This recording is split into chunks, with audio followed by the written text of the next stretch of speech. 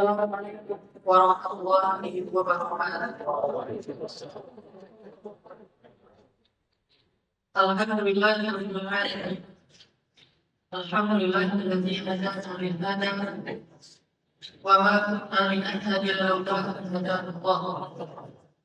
Asyhadu an la ilaha illallah wa asyhadu anna Muhammadan abduhu wa rasuluh. Allahumma shalli wa sallim wa barik ala sayyidina Muhammadin wa ala alihi wa sahbihi ajma'in.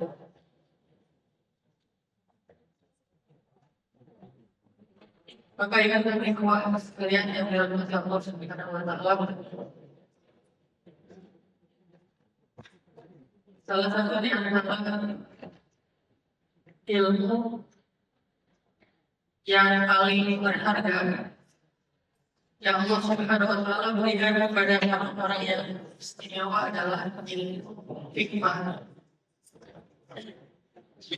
Ilmu hikmah yang istimewa sekali dan pokoknya yang dapat banyak, maka dia juga akan menjadi orang yang istimewa. Maka pada malam ini kita akan belajar tentang hikmah. Apa itu hikmah?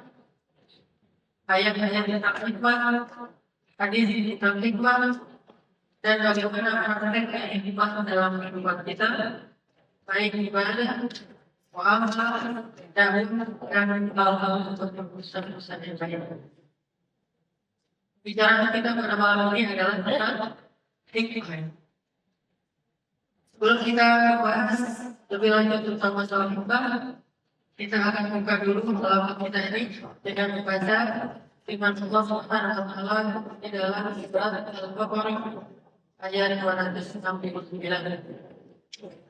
Silakan jaga mushaf surat Al-Baqarah ayat 269.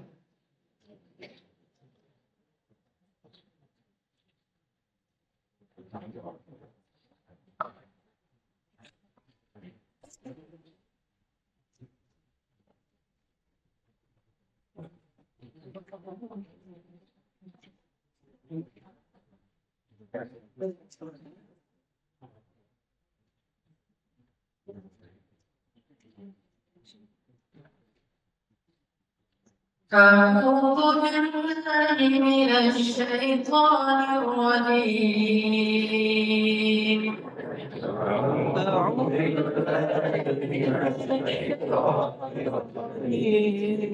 بسم الله الرحمن الرحيم. بسم الله الرحمن الرحيم. يؤتي الحكمة من يشاء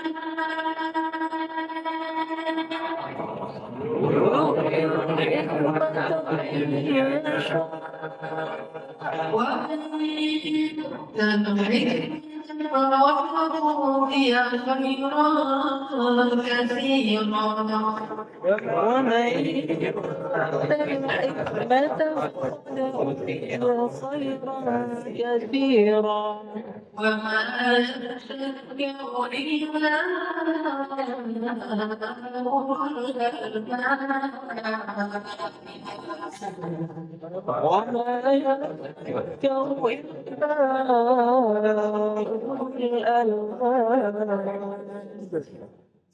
Dia memberikan hikmah kepada siapa yang dia kehendaki, dan barang siapa yang telah memberikan hikmah, maka dia telah memberikan nikmat atau kebaikan yang banyak, dan tidaklah mengerti kecuali orang-orang yang berakal. Surah Al-Baqarah. Jangan dirahmati Allah Subhanahu wa taala. Ayat ini ayat yang sangat singkat, simpel, tetapi tentunya maknanya dalam luar biasa. Dia berbicara tentang satu kata yang kalau mudah itu menjadi dari kata hikmah. Hikmah itu kalau kita terjemahkan ada banyak sekali terjemahan tentang hikmah. Kalau kita baca di dalam kamus 10 atau kamus itu kata hikmah yang diterjemahkan dari kata atau itu bisa deh. Kecuali kalau bahasa Indonesia mungkin hanya garis beberapa kalimat. Tapi kalau Arabic itu di bukan dibahas itu luar biasa, banyak sekali. Tapi salah satu yang paling mudah untuk kita mengerti adalah bahwa hikmah itu adalah yang dari suatu peristiwa atau suatu kejadian. Dampak dari suatu peristiwa ataupun suatu kejadian. Atau kalau selain itu pesan atau pelajaran dari suatu peristiwa atau suatu kejadian. Banyak hikmah. Sehingga kita berkata kalau ada orang yang sudah kena musibah, dia bilang semoga ada hikmahnya, mudah-mudahan ada hikmahnya. Atau ambil hikmahnya saja, begini. Ambil hikmahnya, kemudian ada hikmahnya, pasti ada hikmahnya dan seterusnya. Itulah bahasanya. Artinya bahwa mudah-mudahan dari situ peristiwa itu bisa mengambil pelajaran. Dari satu peristiwa ini kita bisa mengambil nasihat. Dari satu kejadian ini kita memahami dampak yang baik. Itu namanya hikmah.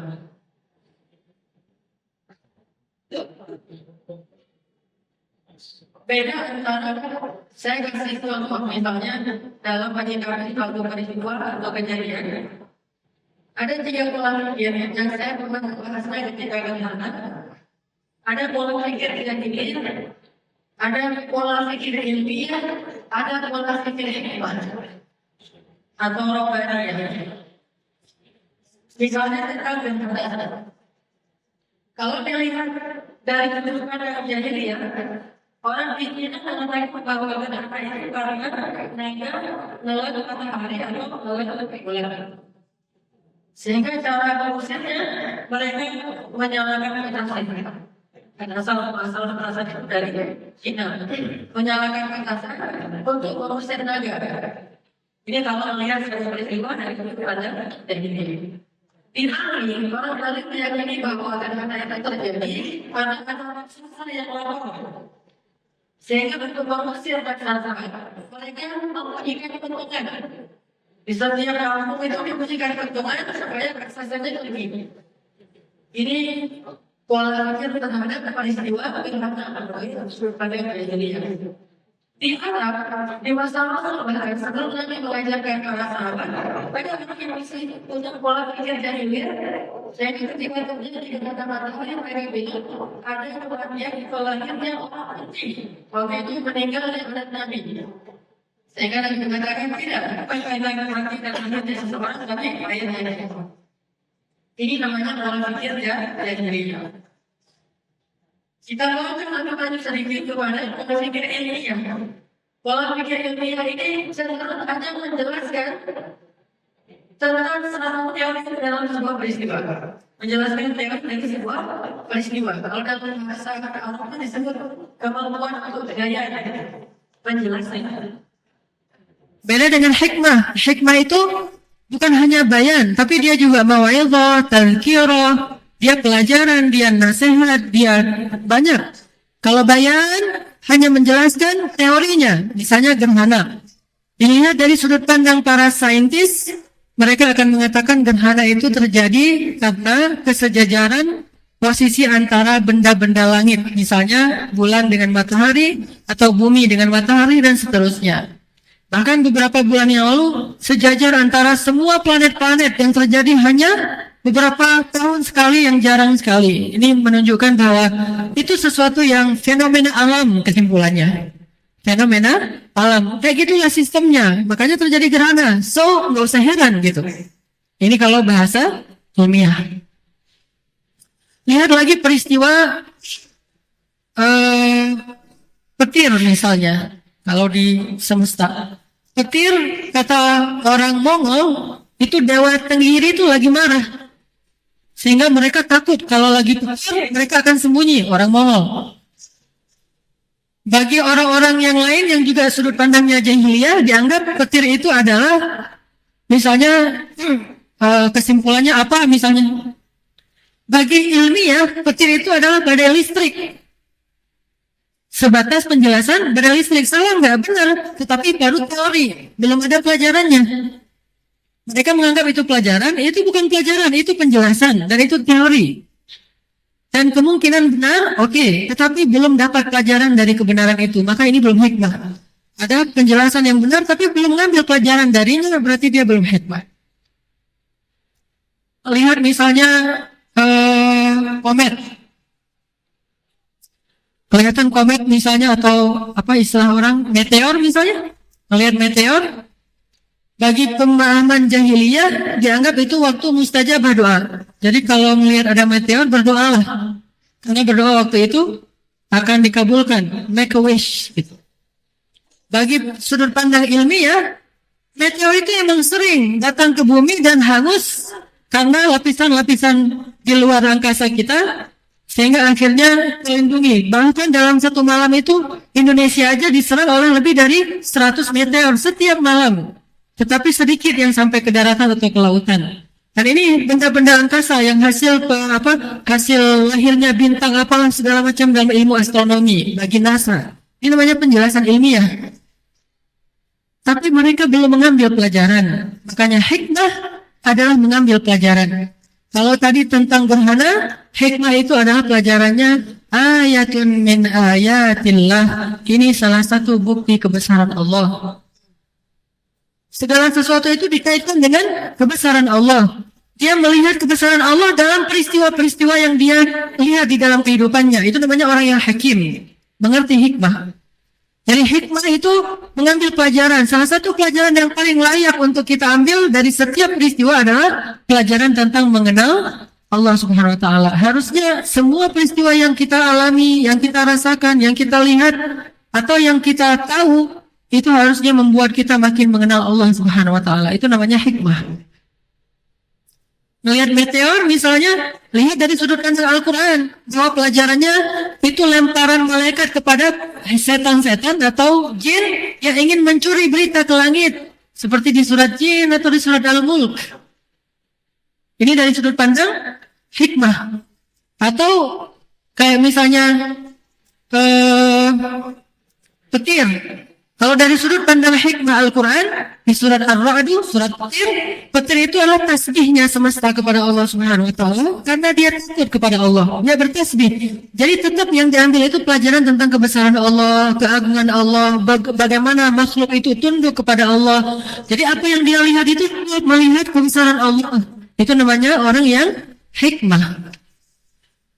Kadang Allah memberikan hikmah ini bahkan bukan ke orang yang alim, bukan ke seorang ahli, bukan seorang profesor. Justru kadang-kadang seorang profesor dengan egonya, dengan kesombongannya, dia nggak mau mengambil pelajaran hikmah. Dia mampu menjelaskan penjelasan ilmiah, tapi dia tidak bisa mengambil pelajaran hikmah. Penjelasan ya, pelajaran tidak. Kenapa? Mungkin kesombongan. Seorang yang ahli tentang anatomi tubuh manusia, dia tahu betul bagaimana manusia itu diciptakan di dalam rahim ibunya dari alaqah, mudghah dan seterusnya. Dari segumpal darah menjadi segumpal daging, lalu dibentuk, lalu ditiupkan roh, lalu dia menjadi seseorang manusia. Tahu teori tentang penciptaan dalam rahim ibu, tapi dia tidak bisa mengambil pelajaran bahwa begitulah Allah akan menciptakan manusia kembali untuk hidup di padang mahsyar.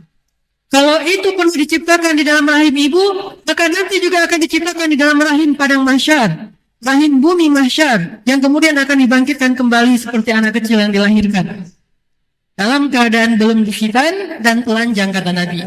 Tapi nggak bisa ngambil itu kalau bukan ahli hikmah. Makanya hikmah ini pemberian Allah kepada orang-orang yang khususnya Allah cintai. Kadang orang yang dapat hikmah itu hanya orang biasa, bukan ilmuwan, bukan ulama.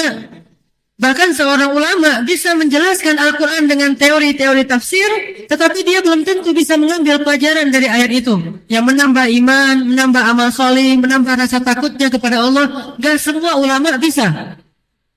Banyak orang yang mengerti teori Al-Quran tafsirnya, tetapi dia tidak muncul rasa takut. Justru yang mendengarnya menjadi lebih takut daripada yang menjelaskan. Ini hikmah dan ilmiah. Kita tidak bicara jahiliyah, insya Allah kita udah gak percaya dengan gitu-gituan. Bahkan kalau tadi masalah gerhana di Indonesia, bilang kalau terjadi gerhana yang wanita hamil itu suruh sembunyi di bawah kolong meja, biar nanti anaknya nggak belang-belang seperti zebra misalnya. Kan ada tuh keyakinan kayak gitu, pamali. Atau jangan perawan itu, perawan apa? Jomblowati. Jomblowati itu nggak boleh duduk depan pintu, ntar jauh dari jodoh misalnya. Ini kan pemahaman-pemahaman jahiliyah. Kalau dibawa ke ilmiah dikit, jangan duduk di atas bantal nanti bisul. Kata orang ilmiah, itu kan alasan orang tua biar bantalnya nggak rusak, gitu kan ya. Tapi emang di sini nggak ada hikmahnya sih. Cuma antara jahiliyah dengan ilmiah doang. Apa sih pelajarannya? Jangan duduk di atas bantal nanti bisul. Pelajaran hikmah kan nggak ada ya. Ya paling mungkin tentang taat kepada orang tua. Intinya adalah kita sering terjebak kepada penjelasan ilmiah lalu berhenti di situ. Ini yang jadi masalah. Dan merasa sudah bangga mampu menjelaskan semua fenomena alam dengan keilmuan yang kita miliki. Kita browsing di Google, kita baca websitenya NASA, kita tanya ke ahli-ahlinya di ITB, lalu udah dijelaskan dengan baik, sudah selesai. Hanya mengatakan fenomena alam berhenti. Kenapa dia nggak menambah satu kalimat saja? Subhanallah, Rabbana ma khalaqta hadza batila, subhanaka faqina adzaban nar. Itu ulul albab. Makanya kata Allah, wa ma yadhakkaru illa ulul albab. Siapa ulul albab menurut surat Ali Imran? Alladzina yadhkuruna Allah,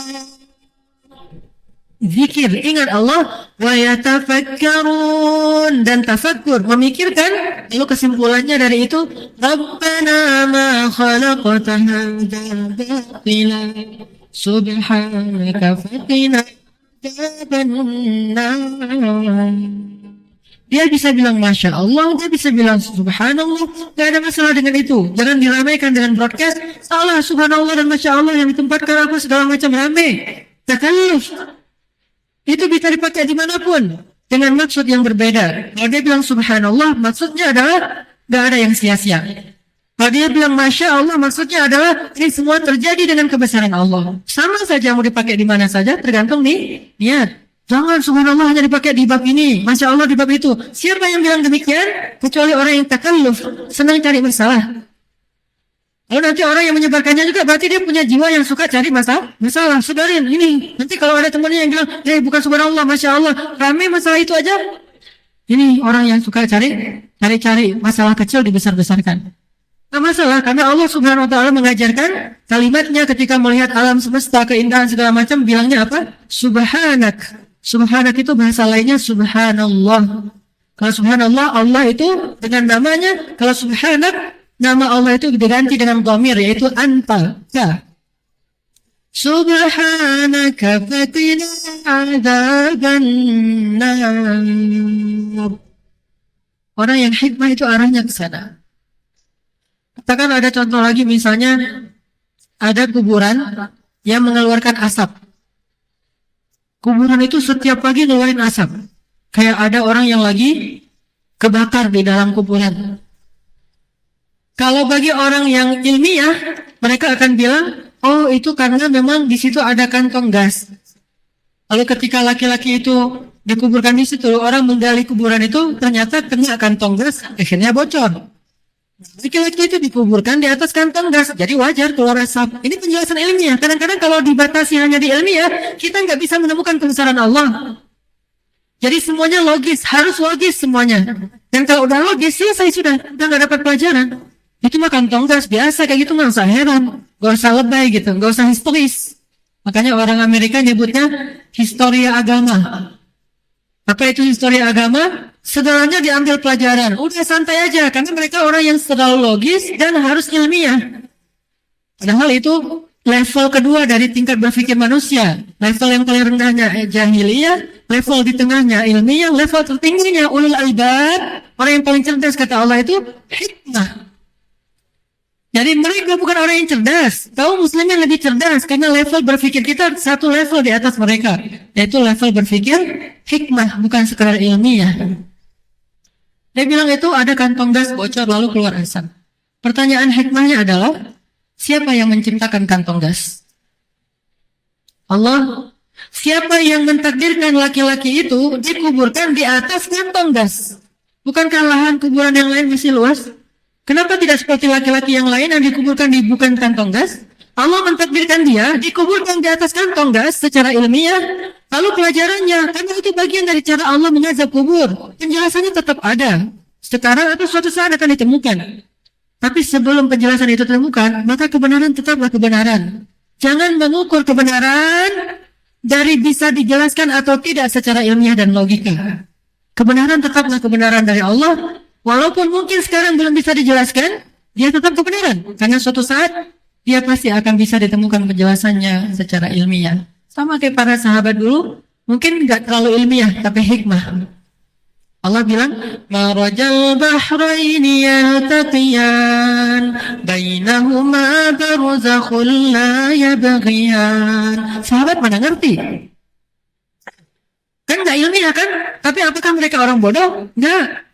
Walaupun nggak ngerti ilmiah, nggak harus. Ini nggak wajib. Tetapi mereka mengerti satu level di atasnya, yaitu hikmah. Mereka bilang saja, ayatun min ayatillah. Ini kebesaran Allah, nambah iman, nambah taat kepada Allah. Itu kan intinya. Daripada nambah ilmiah, tapi nggak taat kepada Allah, ngapain? Kayak gitu-gituan.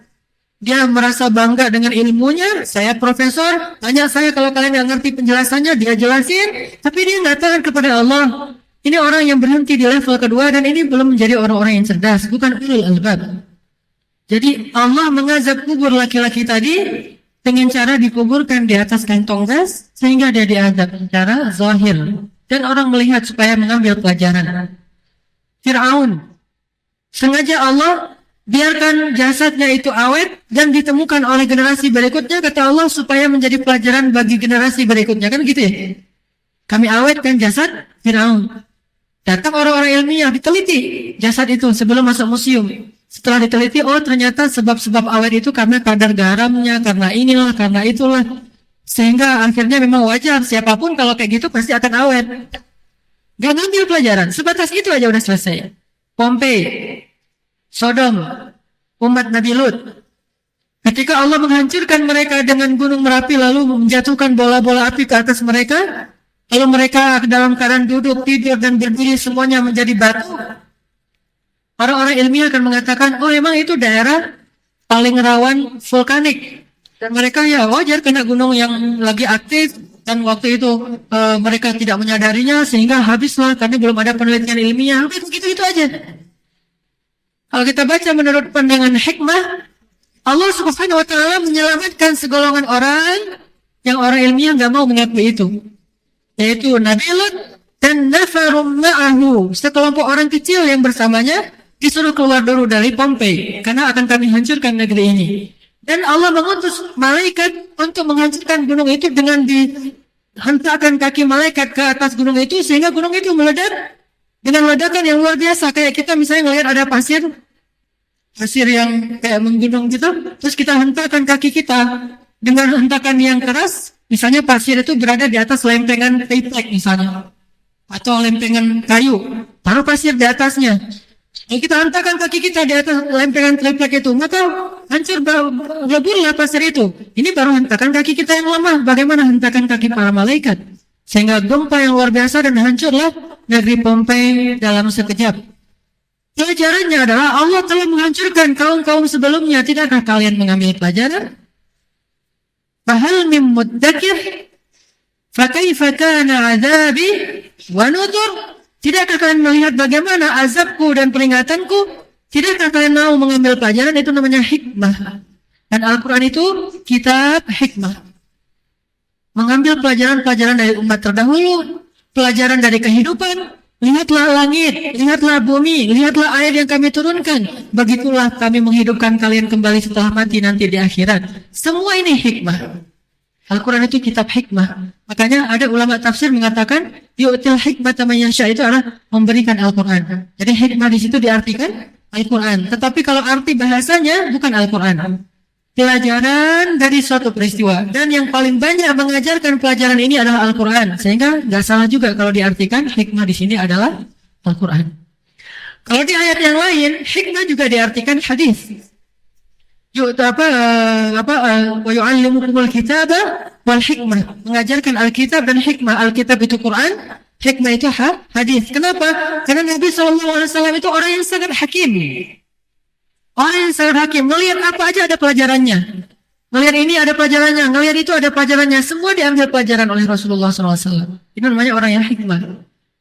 Pernah Nabi lagi jalan bersama para sahabat, terus ngelihat seekor onta udah menjadi bangkai, keluar belatung dan telinganya terpotong. Namanya unta Bahirah.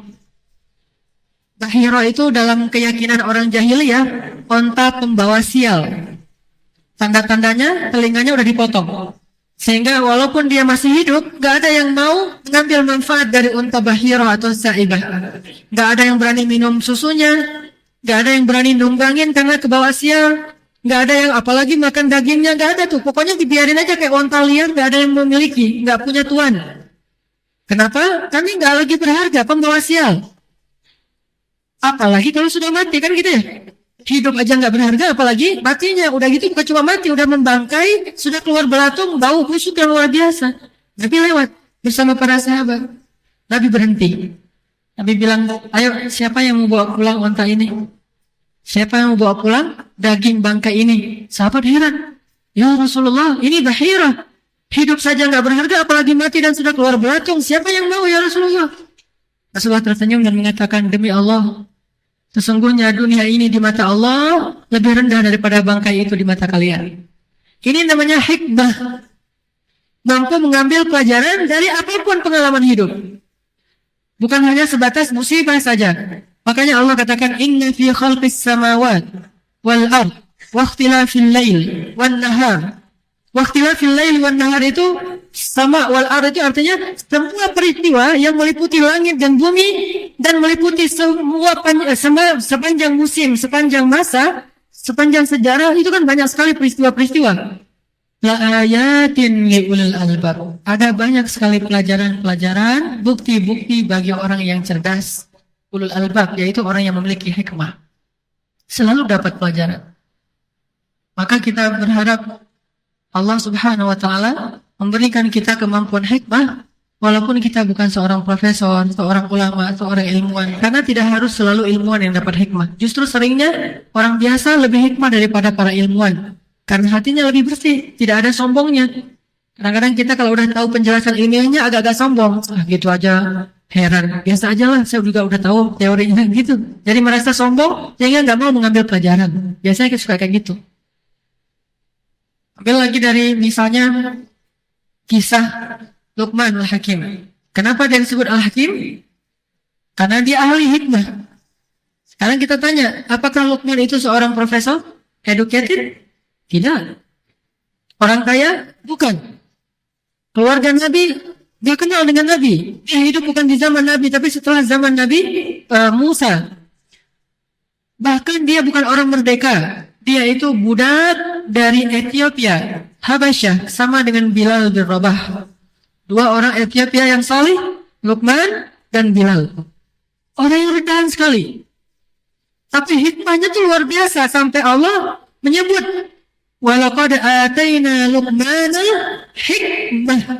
Kami telah berikan kepada Luqman hikmah.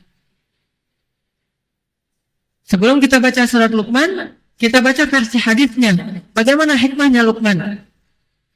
Luqman ketika dia jalan dengan anaknya lewat pasar, lihat orang transaksi di pasar, sibuk alat tukarnya, sibuk menjual ini, membeli itu dan seterusnya, sibuk aja di pasar untuk mencari keuntungan.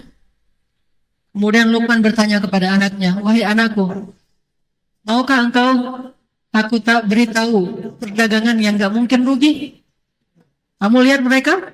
Di antara mereka itu ada yang untung, ada yang rugi. Tapi mau tahu perdagangan yang gak mungkin rugi? Anaknya, apa wahai ayah? Kata Luqman, berdaganglah dengan Allah, maka engkau tidak akan pernah rugi. Lan tabur. Datanglah orang-orang yang sufi, yang tidak terlalu mengerti tentang Islam, mengatakan, jangan jadi pedagang. Siapa pedagang? Siapa yang beribadah kepada Allah karena menginginkan surga, dia pedagang. Siapa yang beribadah kepada Allah karena dia takut neraka, dia budak. Orang merdeka itu beribadah karena cinta. Dari mana statement kayak gitu? Ini karena nggak paham agama. Dia pikir hal-hal kayak gini ini tercela.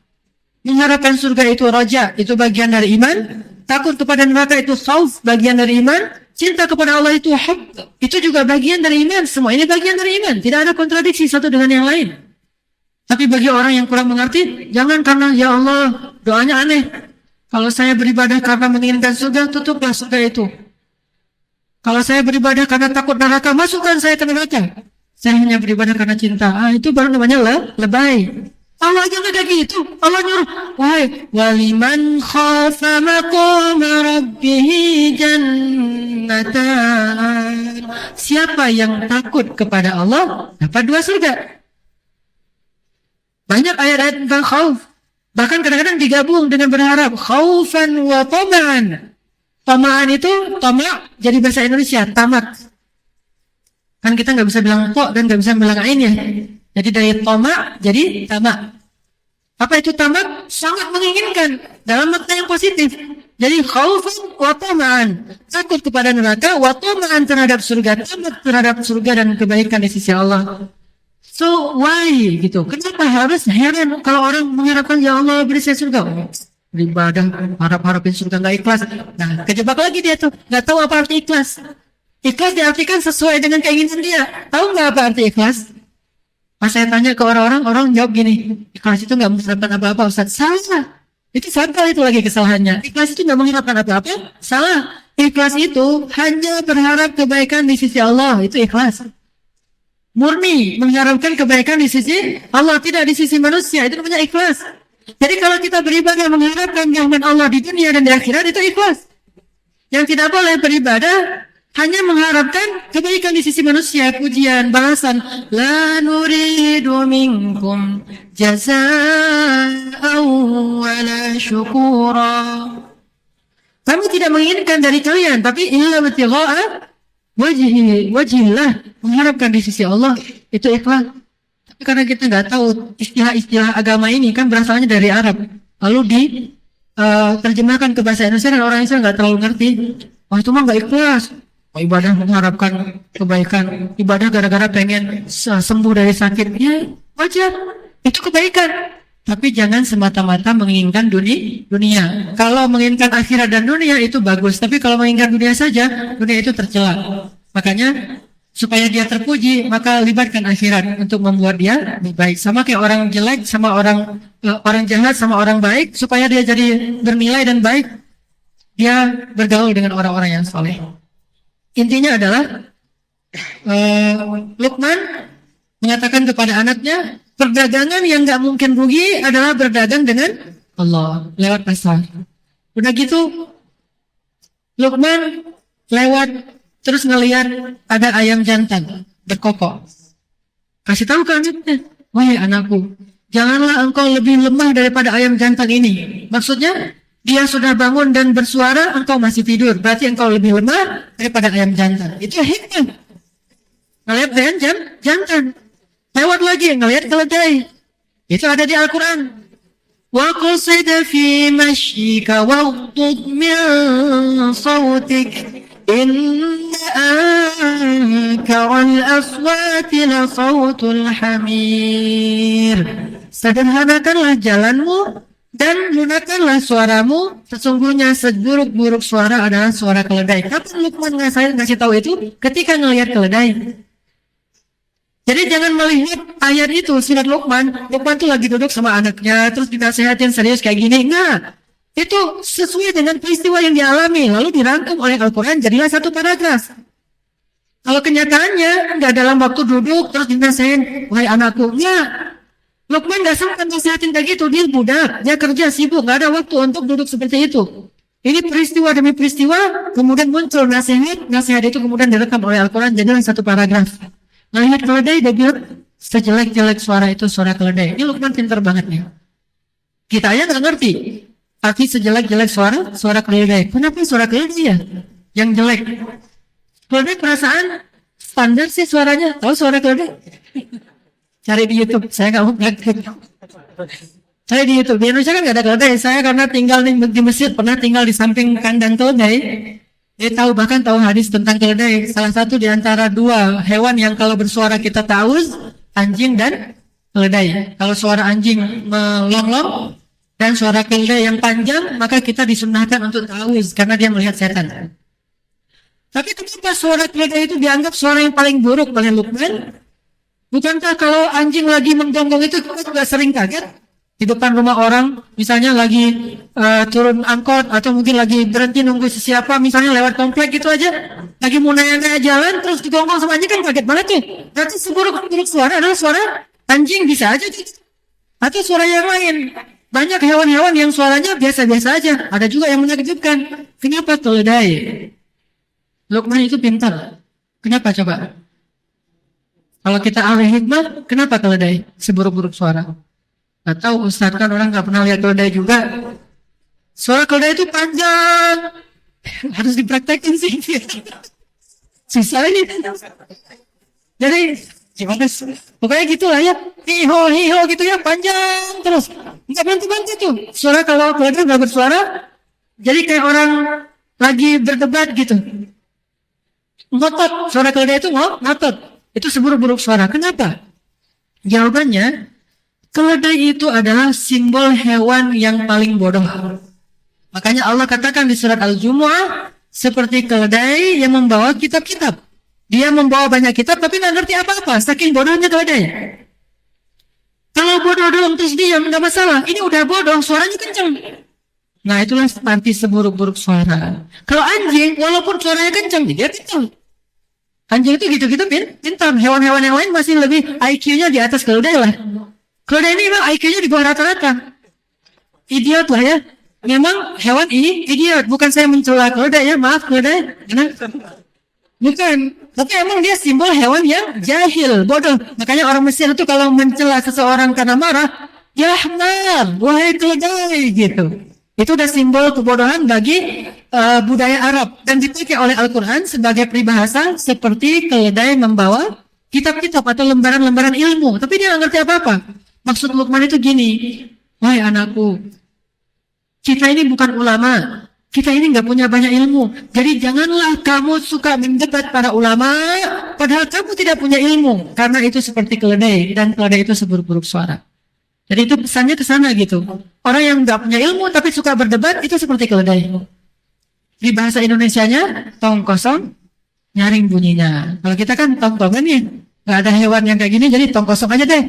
Kalau orang Arab karena ada itu, akhirnya pakai itu. Dan di Al-Quran diakui gitu. Hewan keledai ini nggak punya ilmu, tapi suaranya tuh kayak ngotot gitu kalau lagi bersuara, kayak berdebat. Makanya kalau kita baca ayat setelahnya di surah Luqman, itu ayat tentang wa minan nasi man yujadilu fillahi bighairi ilmin wala hudan wala kitabim munir. Di antara manusia ada yang suka mendebat tentang kebenaran Allah, padahal dia gak punya ilmu, gak punya petunjuk, gak punya referensi yang jelas, kata Allah. Tapi didebat. Ini berarti kalau keledai. Luqman itu kayak gitu, melihat keledai ada pelajaran ahli hikmah. Terus ngelihat butiran biji-bijian, gandum atau padi gitu ya. Lagi kan dia bekerja di ladang-ladang tuannya juga, dia lihat butiran-butiran itu, ada pelajaran juga di surah Luqman. Wahai anakku, seandainya ada perbuatan yang sekecil biji sawi, kalau kita diartikan sawi, kalau di situ khardal itu bukan sawi, pokoknya biji-bijian yang kecil tersimpan di dalam perut bumi, atau di langit ketujuh, atau di dalam batu yang besar, gunung batu, Allah Maha mengetahui dan akan menghisapnya. Sampai masalah kayak gitu ada pelajarannya. Itu namanya ahli hikmah. Makanya Luqman disebut walaqad ataina Luqmanal hikmah. Ini yang disebut dengan hikmah. InsyaAllah nanti kita lanjutkan setelah sholat isya. Bapak Ibu yang dirahmati Allah Subhanahu Wa Taala, tadi kita bahas tentang contoh-contoh bagaimana hikmah Luqmanul Hakim. Apapun yang dia lihat, pengalaman hidup apapun yang dia alami, selalu mampu mengambil pelajaran-pelajaran yang menjadikan dia lebih taat kepada Allah. Itu namanya hikmah dalam Islam. Jadi ketika kita ngalamin apapun, kita ambil itu sebagai pelajaran untuk lebih yakin kepada Allah, lebih yakin kepada akhirat, lebih taat kepada Allah, lebih berserah diri kepada Allah. Lihat apa yang ada di sekeliling kita. Dan para anbiya diajarkan hikmah ini melalui banyak sekali peristiwa-peristiwa dalam kehidupan mereka. Terutama Nabi Sulaiman, ahli hikmah. Sebetulnya selain Luqmanul Hakim ada Sulaimanul Hakim. lebih hakim daripada Luqman. Dan Allah Subhanahu wa taala sering sekali menampakkan hal-hal yang belum terjadi kepada Sulaiman agar Sulaiman mentakwil atau mentanabbu peristiwa itu dalam kerajaan beliau. Dan Sulaiman ini ahli takwil, ahli hikmah, sama seperti Yusuf. Yusuf mampu mentawilkan mimpi, ini pemahaman hikmah tingkat tinggi ini. Kemudian juga Nabi katakanlah misalnya Nabi Ibrahim, kemudian juga Nabi Isa dengan peristiwa bersama murid-muridnya, dan yang terakhir adalah Rasulullah Shallallahu Alaihi Wasallam. Para sahabat juga demikian. Dan jelas orang yang ahli hikmah itu adalah yang mampu menerjemahkan peristiwa-peristiwa dalam kehidupan dia itu dengan terjemahan yang membuat dia semakin yakin kepada Allah, semakin takut kepada Allah, semakin yakin kepada akhirat. Sampai Nabi mengatakan, Ra'sul hikmah makhafatullah. Puncaknya hikmah adalah takut kepada Allah Subhanahu wa taala. Makanya Allah katakan, innama yakhshallaha min ibadihil ulama. Orang yang paling takut kepada Allah di antara hamba-hambanya adalah para ulama. Arti ulama di situ orang yang ahli hikmah, paling takut kepada Allah Subhanahu wa taala. Kenapa ahli hikmah kok menjadi orang yang paling takut kepada Allah? Karena dia selalu mampu menjadi lebih yakin tentang kemarahan Allah, azab Allah Subhanahu wa taala itu dengan melihat bukti-bukti yang ada di sekelilingnya. Ketika melihat api, dia teringat api neraka. Ketika melihat peristiwa-peristiwa musibah, dia teringat dengan kehancuran-kehancuran kaum terdahulu. Ketika melihat hal-hal yang sadis, ternyata manusia aja bisa sadis, apalagi malaikat penjaga neraka. Malaikat sakaratul maut itu lebih sadis daripada manusia-manusia yang dikenal dengan istilah orang-orang yang psikopat misalnya. Malaikat mana yang paling sadis, walaupun kita nggak mengatakan psikopat, tapi lebih sadis dan lebih keras? Malaikat nazi'at. Yang kalau mencabut nyawa itu dengan cara yang sadis, cara yang kasar. Malaikat-malaikat yang menjaga neraka. Kata Allah, syidadun ghilaz. Ghilaz. Syidad itu apa? Keras, ghilaz itu kasar. Bahasanya itu simpel sebetulnya, tapi kalau diterjemahkan dalam bentuk contoh-contoh kehidupan kita, baru kita tahu kayak gini nih, syidadun ghilaz. Laki-laki yang syidad, laki-laki yang ghilaz itu kan kayak gitu tuh, kasar, ngomongnya tuh bentak-bentak, terus sedikit-sedikit main pukul gitu ya. Udah bukan cuma pukul, kalau mau tahu itu pergi aja ke penjara. Karena saya pernah kunjungin teman saya di penjara. Baru hari pertama dia masuk penjara, biasalah ospek pengenalan ya, dikeroyok 20 orang sampai tulang rusuknya patah. Terus setiap bulan dia harus bayar, kalau misalnya telat bayar ke RT-nya, dan mahal, penjara itu lebih mahal daripada hotel. Kalau dia nggak bayar ke RT-nya sebulan 5 juta, itu yang udah kelas paling bawah tuh, sebulan 5 juta. Kalau telat, dipukulin rame-rame, lebam-lebam. Kalau dia lapor, itu dihabisin di dalam. Apalagi kalau yang masuk penjaranya maaf, karena melecehkan perempuan, maka itu bisa dibakar sama teman-temannya. Alat kelaminnya, saking sadisnya. Ini kan orang-orang udah putus asa gitu di dalamnya. Yang nggak ada harapan keluar, dia seumur hidup, jadi dia putus asa, ngapain lagi kalau nggak buat makar di dalamnya. Ternyata itu cuma di dunia. Lihat sadisnya ISIS membakar orang hidup-hidup. Salah satunya adalah pilotnya Yordania, di penjara gitu dengan besi-besi, di kerangkeng besi, terus disiram bensin, terus dibakar hidup-hidup. Itu di dunia. Lihat lagi orang Syiah di Suriah, juga luar biasa sadisnya. Sampai banyak anak Suriah itu yang gak punya tangan dan kiri karena dipotong oleh orang Syiah. Atau gak punya mata. Atau memang, lihat di Ambon dulu, bagaimana kepala orang dibelah. Lihat di Myanmar, bagaimana ibu dan anak digantung di dalam sumur, dan seterusnya. Semua kesadisan yang ada di dunia ini cuma semikola dzarrah dibandingkan sadisnya di dalam neraka. Kalau ini difahami dengan hikmah, akan memunculkan khauf yang luar biasa kepada Allah. Begitu juga nanti nikmat. Semua nikmat yang kita saksikan di dunia ini hanya miskola dzarrah, qitratun minal ma, cuma setetes air dibandingkan nikmat surga yang seperti lautan dan samudra. Begitu juga hal-hal yang lain. Makanya Nabi ini ahli hikmah. Antaranya tadi soal bangkai. Terus Nabi pernah juga jalan bareng sahabat nih. Jadi istilahnya lagi full moon ya di padang pasir, desert. Lagi di desert di padang pasir, bulannya sempurna kan, indah banget tuh ya. Pernah ikut saya suatu saat kita jalan-jalan di padang pasir, umrah backpacker. Ada program desert slalom.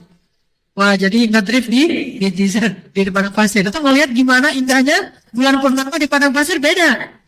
Lebih besar ukurannya, kemudian juga lebih terang karena nggak ada kabut sama sekali, nggak ada cahaya lampu, sehingga jelas banget bintang-bintangnya. Ketika para sahabat terkesima ngelihat bulan purnama seperti lampu ini, indah sekali, terang sekali. Mereka hanya mengatakan itu bulan purnama, tapi seorang ahli hikmah menerjemahkannya lain. Kata Nabi, begitulah nanti kalian akan melihat wajah Allah di dalam surga. Tidak ada penghalang, bersih sebersih-bersihnya. Artinya, tidak silau tapi tenang. Benderang tapi tidak silau dan tidak ada panasnya. Begitulah nanti penduduk surga akan melihat wajah Allah di surga Firdaus. Ini namanya hikmah. Lalu melihat bintang-bintang. Nabi menerjemahkan lagi dengan bahasa yang lain. Kata Nabi, surga-surga umatku seperti bintang-bintang di langit. Sehingga orang yang terakhir kali masuk surga akan mengatakan pas melihat, surga udah penuh. Seperti bintang yang penuh sekali di langit. Kita nggak tahu bintang penuh karena kita tinggal di perkotaan. Coba pergi ke hutan, kita akan lihat betapa penuhnya langit ini dengan bintang.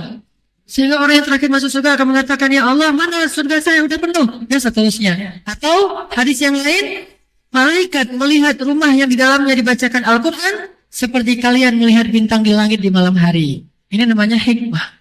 Apapun yang dilihat itu ada pelajaran tentang lebih taat kepada Allah, lebih yakin akhirat, dan seterusnya. Sulaiman juga demikian, belajar tentang berserah diri, dan rezeki itu ada di tangan Allah. Allah tampilkan kepada Sulaiman banyak peristiwa. Salah satu peristiwanya, Sulaiman lagi duduk di pinggir sungai, tiba-tiba dia ngelihat ada seekor semut membawa butiran biji-bijian di mulutnya. Kecil sekali, butiran yang sudah hancur dibawa di mulut semut. Tiba-tiba datanglah kodok, ini ada di hadis. Datang kodok, kemudian menjulurkan lidahnya, semut naik ke atas lidah kodok, terus ditelan sama kodok. Terus kodok itu nyelam.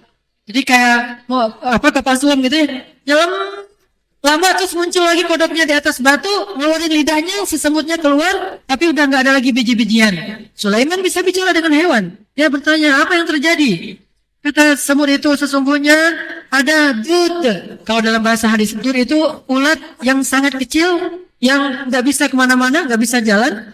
Ada dud, ulat yang sangat kecil, hamba Allah di lumpurnya sungai, dan dia kelaparan. Sehingga Allah mengutus saya untuk membawakan makanan untuk dia. Itulah kata Allah di Al-Quran, tidaklah seekor hewan melati pun di muka bumi kecuali Allah yang menjamin rizkinya. Kayak gitu belajar hikmah. Al-Quran menjelaskan dalam bentuk teks, Allah menjelaskan kepada kita dalam bentuk konteks, lalu orang yang ulil albab dapatkan pelajarannya. Makanya ayat-ayat Allah itu ada namanya ayat mastur, ada ayat mansyur. Bukan mansur ya, mansyur. Mastur, mansyur. Mastur itu yang tertulis, Al-Quran, hadis, itu mastur. Mansyur yang terpampang. Semesta, di atas, di bawah, di hadapan, di belakang, di kanan, kiri kita, ini semuanya mansyur. Ketika ini disatukan, maka muncullah hikmah. Pemahaman yang luas, yang dalam, yang utuh tentang kebesaran-kebesaran Allah Subhanahu wa Ta'ala. Sama ketika salah satu yang cara dakwah yang paling baik itu kan kata Allah di akhir surat An-Nahl apa? Ud'u ila sabili rabbika bil hikmah. Dengan hikmah. Gimana dakwah dengan hikmah? Saya contohkan dalam bentuk cerita. Saya pernah cerita ini ketika saya masih kecil. Saya lagi duduk di depan masjid di Aceh itu kan. Halaman masjid itu luas banget ya, bisa main bola, saking besarnya halaman masjid. Bahkan orang, sapi-sapi mereka itu makan rumput di depan halaman masjid, saking luasnya. Saya lagi duduk, nunggu teman-teman saya pengen main bola depan masjid. Pas masjid itu lagi datang jamaah khuruj tabligh dari Pakistan. Dia nggak bisa bahasa Indonesia kecuali beberapa kata saja. Saya lagi duduk nungguin di teras masjid, dia samperin. Assalamualaikum. Waalaikumsalam gitu ya. Kan saya agak-agak culun gitu. Dia Assalamualaikum gitu. Kayak gitu. Dia kenalan, nama saya ini. Terus your name gitu. Nama. Saya sebutkan nama saya. Terus dia bilang, dia duduk samping saya gitu. Orang tua kan dengan anak kecil. Dia bilang gini. Saya bilang, apa? Langit Allah cipta. Itu namanya hikmah. Satu kata saja Allah cipta yang dia hafal. Lain dia tanya sama saya. Langit Allah cipta kata dia. Dia tunjuk pohon Allah cipta. Terus dia lihat apa lagi? Rumput Allah cipta setengah jam itu Allah cipta aja. Langsung saya paham. Yang selama ini belajar akidah kita hafal Asmaul Husna, hafal Allah sifat Allah, nama Allah dan seterusnya. Tapi tidak ngerti Allah. Hanya memahami teori teks, tapi tidak memahami hikmahnya. Sehingga pelajaran di anak-anak kita itu, siapa yang hafal Asmaul Husna, pulang duluan. Siapa yang hafal sifat-sifat yang wujud, kidam, bako, dan seterusnya, pulang duluan. Tapi kan ngerti apa semua maksud itu? Ini karena nggak hikmah orang tuanya dalam mengajarkan. Tapi bapak yang jamaah tabligh tadi, amirnya, Allah cipta. Akhirnya teman-teman saya datang, bukan main bola, pada nongkrong dengerin Allah cipta rame-rame gitu. Senang, walaupun akhirnya nggak kurus juga. Tapi setidaknya dapat tambah faham gitu. Ini namanya hikmah. Yang kayak gini nih yang diajarkan Rasulullah SAW dengan para sahabat sering duduk, ada peristiwa apa Nabi menjelaskannya. Termasuk lagi duduk dengan sahabat, tiba-tiba terdengar suara kayak suara ledakan, kayak suara dentuman gitu, dentung luar biasa. Nabi tanya, tahukah kalian suara apa itu? Sahabat pasti jawabannya Allah dan Rasul lebih tahu. Kata Rasul, itu suara batu neraka jahanam yang jatuh 100 tahun yang lalu baru sampai ke dasarnya hari ini. Itu 100 tahun untuk sampai ke dasarnya. Langsung sahabat, jadi nambah iman. Ini namanya hikmah.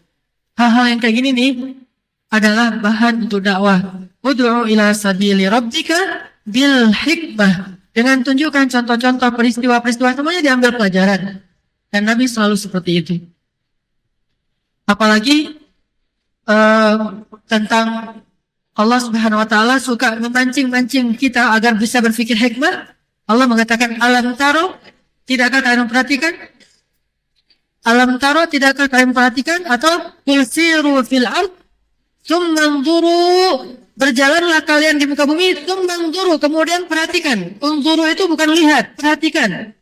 Unzuru itu kalau dalam bahasa Arab, nazariyah itu teori. Artinya unzuru itu perhatikan sehingga menyimpulkan sesuatu. Summanzuru kaifa kana akibatul mukadzibin. Lalu lihatlah, perhatikanlah bagaimana kesudahan dari orang-orang yang pendusta itu. Allah suruh kita berjalan. Lalu kita menyebutnya dengan tadabbur alam. Keliru sebetulnya, lebih tepatnya tafakkur alam. Ya tafakkaruna fi khalqis samawati wal ardh. Tafakkur tentang ciptaan Allah, tentang sejarah, tentang apa yang pernah terjadi. Kita bukan tafakkur, bukan tadabbur, bukan hikmah, selfie. Jalan jauh-jauh, udah pulang. Gak dapat apa-apa selain masuk Instagram. Udah segini, udah ke situ, udah keliling gini, berarti ahli hikmah, ahli Instagram, ahli media sosial. Harusnya media sosial itu dia ditaruh, katakanlah dalam bahasa mungkin sosial itu meme-nya gitu ya. Meme-nya itu jangan yang nyontek, tapi yang ngambil hikmah gitu. Dari semua kejadian dia ambil hikmah. Dari peristiwa-peristiwa foto selfie dia Instagram, dia kasih hikmah untuk di-share, kemudian orang ngambil mendapatkan pelajaran. Itu. Makanya ketika kemarin kita adakan acara ke Ciwidey, lalu kita hiking ke puncak Ciwidey, di puncak itu kita belajar hikmah, walaupun belum ahlinya, tapi kita belajar. Karena di situ kita lihat keindahan luar biasa dari ciptaan Allah. Di situ kita belajar untuk meyakini surga, meyakini jannah. Allah akan berikan yang lebih dari ini kepada orang yang beriman. Dan hal-hal lain yang bisa kita dapatkan. Intinya belajar hikmah, latih hikmah kita. Peristiwa apa aja ambil hikmahnya, peristiwa apa aja ambil hikmahnya. Termasuk ada kecelakaan kecil ambil hikmahnya, dapat rezeki ambil hikmahnya. Semuanya yang hikmah apa? Hikmah yang membuat kita lebih taat kepada Allah. Hikmah yang membuat kita lebih taat kepada Allah, ambil itu. Sehingga kita jalan kemana-mana itu kayak baca Quran, tapi bukan yang mansur. Jalan kemana aja baca Quran, tapi bukan membaca yang mastur, membaca yang mansyur. Kalau membaca yang mastur, kita duduk baca dengan khusyuk. Setelah kita pahami beberapa halaman, tutup, jalanlah di muka bumi, baca ayat-ayat yang tadi yang termansyur, terpampang di hadapan kita. Lalu ambil pelajaran apa yang membuat kita lebih taat kepada Allah Subhanahu wa taala. Kayak gitu. Orang kafir aja mengambil hikmah lalu dia menjadi bijak, arif. Kenapa orang mukmin tidak? Katakanlah misalnya yang saya baca biografinya Che Guevara, sebelum dia menjadi seorang revolusioner kan terkenal dengan dia pernah keliling Argentina dengan motor bututnya ya. Keliling Argentina ngapain? Dia pengen melihat rakyat Argentina yang miskin dari jarak yang dekat. Waktu itu dia masih mahasiswa kedokteran, belum jadi dokter. Akhirnya ternyata banyak yang sakit dan gak sanggup ke rumah sakit karena jarak rumah sakit itu sampai berpuluh-puluh kilo dan gak ada kendaraan di tengah hutan. Dia obatin semampu dia. Dari situ semangat dia untuk revolusi itu makin tinggi. Ketemulah dengan Fidel Castro. Pergi ke Kuba, jadilah seorang revolusioner sejati versi orang komunis. Karena dia orang yang hikmah, dia ngambil pelajaran apa yang ada di sekelilingnya. Muslim, mukmin lebih berhak lagi atas pelajaran itu daripada orang kafir. Tapi kenapa kita mengabaikan? Ini namanya hikmah. Mudah-mudahan kita termasuk ulul albab yang disebutkan tadi di Al-Baqarah. Yu'til hikmata man yasha' wa man yu'tal hikmah faqad utiya khairan katsira wa ma yadhakkaru illa ulul albab. Sedikit satu lagi, Nabi ngelihat burung. Apa hikmahnya? Kan banyak orang Bandung melihara burung, tapi nggak dapat hikmah. Cuma gini-gini doang. Mana hikmahnya? Yang pakai batu akik, mana hikmah akik? Mana hikmah giok? Mana hikmah burung yang senang dengan burung? Nabi melihat burung, kata Nabi, kalau kalian punya hati seperti hati burung, tidak tutain hati burung, maka Allah akan memberikan kalian rezeki yang tidak terduga-duga seperti Allah berikan kepada burung. Perhatikan burung, yang burung peliharaan yang rezekinya udah gak jelas, burung yang liar. Dari situ hikmah. Apapun yang dilihat, ambil hikmahnya. Kalau yang saya suka ahli hikmah yang saintis itu salah satunya adalah Harun Yahya, walaupun udah agak redup sekarang udah tenggelam. Gak tahu kemana beliaunya, tapi luar biasa ya kan pelajaran dari lebah, dari berang-berang, dari apa banyak hal semuanya diambil pelajaran yang baru kita tahu ternyata luar biasa ya Allah itu desainer yang luar biasa dan selalu ada pesan di balik ciptaan Allah Subhanahu wa taala, grand desainnya Allah Subhanahu wa taala dan itu ahli hikmah namanya. Beliau bukan ulama, beliau bukan seorang ilmuwan besar-besaran, hanya seorang ahli hikmah yang kemudian mampu menerjemahkan setiap hal dalam bahasa ketaatan kepada Allah SWT. Barakallahu li wa lakum. Wassalamualaikum warahmatullahi wabarakatuh.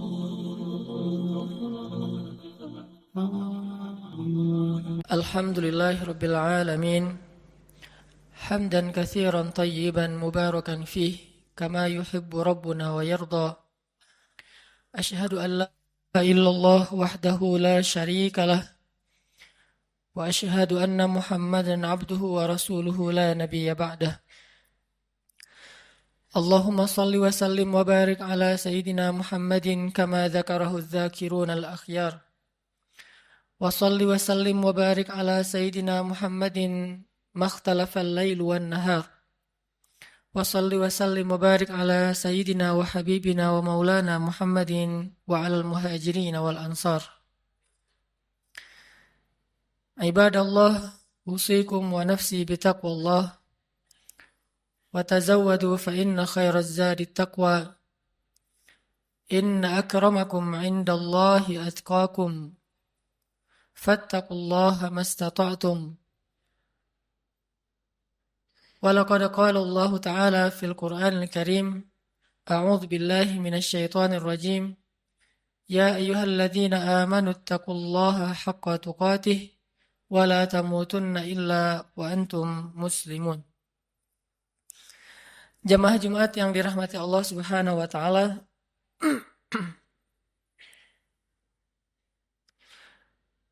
Dalam sebuah hadis yang diriwayatkan oleh Imam At-Tirmidzi, Rasulullah sallallahu alaihi wasallam pernah bersabda,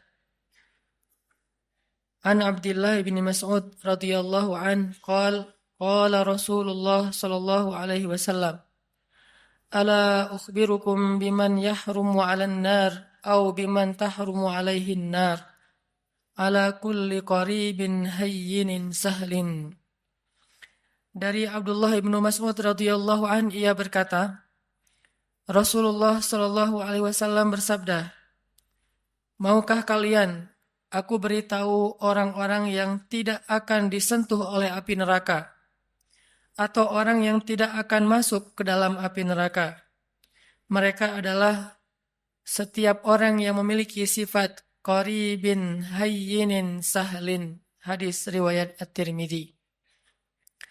Dalam riwayat yang lain disebutkan ala kulli hayyinin layyinin qaribin sahlin. Orang yang memiliki 4 sifat, yaitu sifat hayyin, sifat layyin, sifat qaribin, dan sifat sahlin. Shadaqa Rasulullah sallallahu alaihi wasallam. Jemaah yang dirahmati Allah, ada 4 sifat yang kita bisa ambil di dalam beberapa hadis tadi. Sifat yang sangat diistimewakan oleh Allah Subhanahu wa taala pada diri seorang hamba. Bahkan Nabi SAW sampai memberikan jaminan, siapapun yang memiliki 4 sifat ini, tahrumu alaihin nar. Api neraka tidak akan membakarnya, atau dia tidak akan mungkin masuk ke dalam api neraka. Sifat yang pertama adalah sifat hayyin. Kalau kita membaca di dalam Al-Quran, di antara ayat yang menjelaskan tentang sifat hayyin ini adalah surat Al-Furqan ayat 63. Allah Subhanahu wa taala berfirman, A'udzu billahi minasy syaithanir rajim.